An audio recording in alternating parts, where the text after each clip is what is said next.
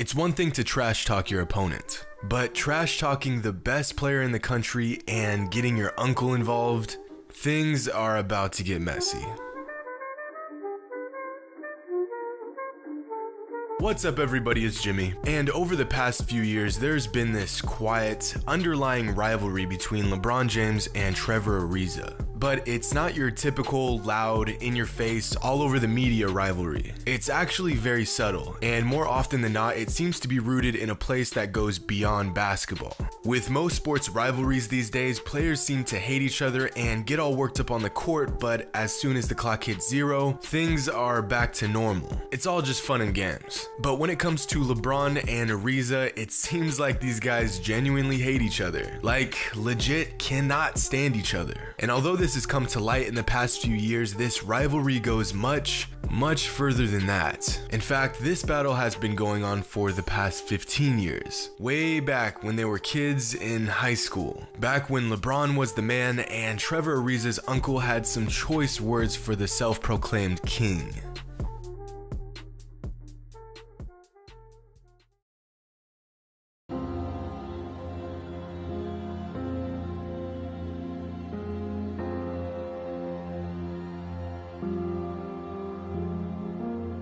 Back in the early 2000s, a teenage LeBron James was already a household name. Many of the NBA's best players, including Michael Jordan himself, said that LeBron James could have possibly played in the NBA as a sophomore in high school. But we already know this. What some may not know is that there was another up-and-coming star who was threatening to take the throne from LeBron. His name? Trevor Ariza.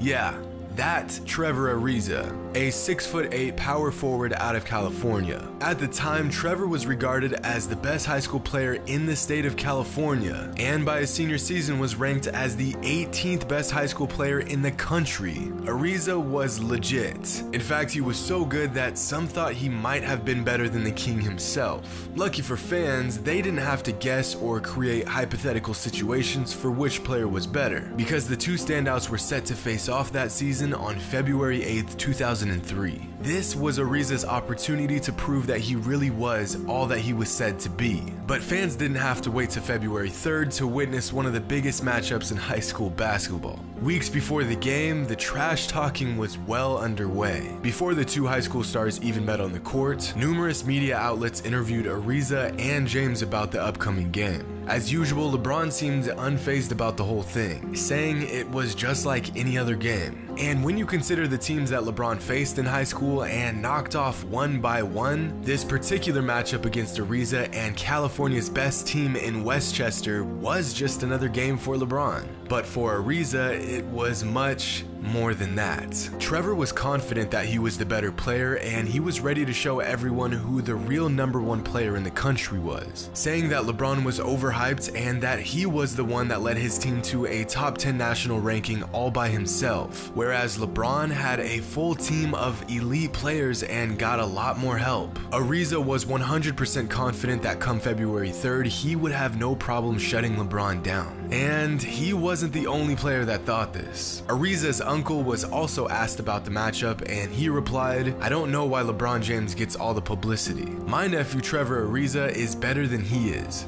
I mean, I'm all for supporting family, but this amount of confidence is approaching LeVar Ball territory, and there ain't no coming back from that." So on February 3rd, 2003, the rivalry was finally put to the test. 8,500 fans fill Sovereign Bank Arena to watch two of the best teams and two of the best players in the country square off. Ariza wanted his shot at the king, and that moment had finally come. As the game gets underway, Ariza and the Westchester Comets get out to a hot start. Back-to-back turnovers by St. Vincent St. Mary give Westchester an early lead. To make things worse for LeBron, Ariza was fired up. After a steal and a dunk, he comes down the court and taunts LeBron. On the defensive end, he's not giving James an inch. It's only a few minutes into the game and the broadcasters are already doubting LeBron's efforts.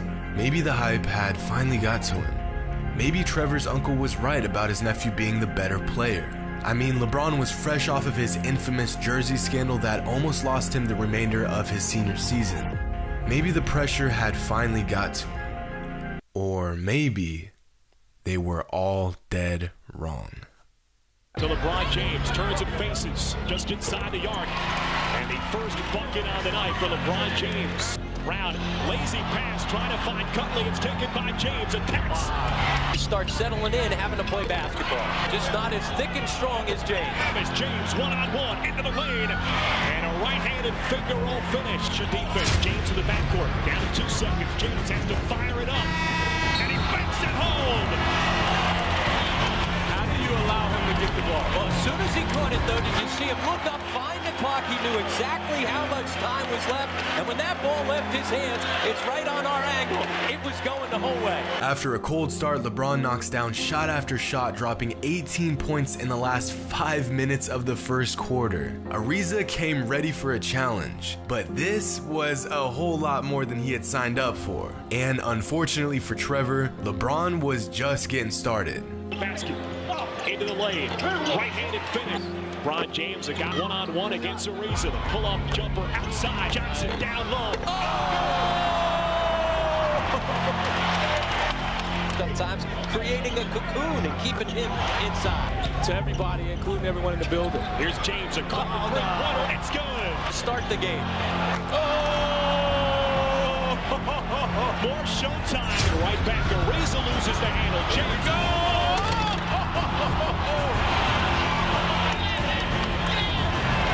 Oh my goodness.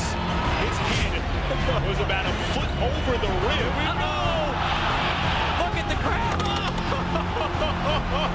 Gerard Moret. Here's James going to the left hand. Spent the last 10 minutes in the air. Falling away. Maybe it's not that tough. No, they're a terrific team. Here's James back into the game. Nearly lost it, stays with it. And he puts it down with the left hand on that total. One-on-one. Jump stop. Wow. He's amazing himself. James guarded by the Clinton. Falling away baseline, and why not? Appreciate what he's done here this evening. And he's got his arms up because more than anything, again, we talked about his youth, but he wants to play.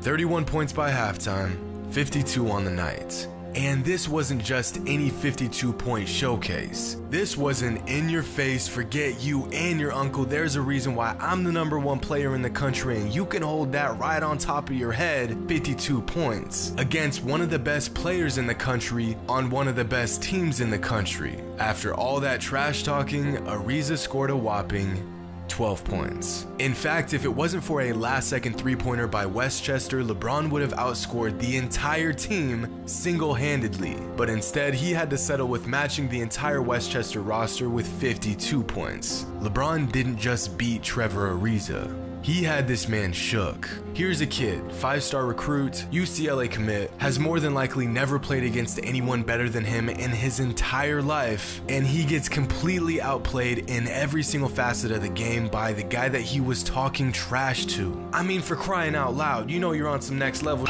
when it ain't even halftime and you're chopping it up with the ref. After the game, Trevor Ariza's tone wasn't quite the same as it was just a few days earlier. There was nothing we could do. We contended his shots, he knocked them down. We double teamed him, he found the open man. I think it's safe to say that Ariza learned the hard way what the rest of the country already knew. That LeBron James was everything he was hyped up to be and more. But at the end of the day, you gotta give Ariza credit. While most guys were damn near starstruck by LeBron, Ariza didn't back down from the challenge. And to this day, Ariza still has that same mentality. Being only one of 7 guys left from the 2004 draft class, he turned out to be quite the player himself. It's just that, well, next to LeBron, even the most special players don't look that special.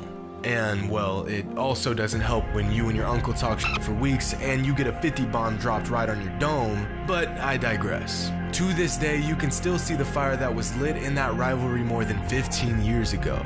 The dunks, posters, ankle breakers, shoving and pushing, bickering and technicals, uncles mouthing off and everything in between. All because of a little trash talk and one of the most hyped rivalries in recent high school basketball history.